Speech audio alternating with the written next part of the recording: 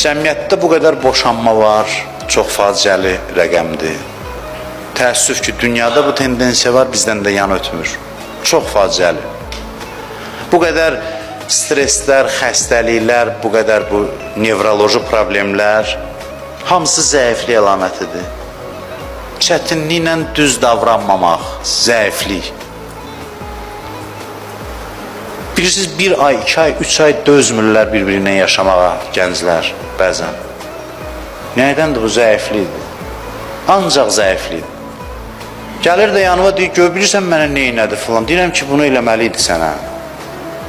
Dözmək bundadır ki, onun o hərəkətini dözsün. Ailə bu deyil ki, o sənin xoşuna gələn hərəkətlər eləsin, sən onun xoşuna gələn. Bu ailə olmadı. Cənnətdə yaşamırsan sən.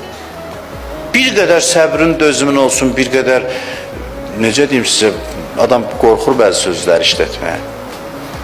Mən demirəm, bütün boşanmalar zəiflikdəndir, xeyr, bəzi səbəblər ola bilər.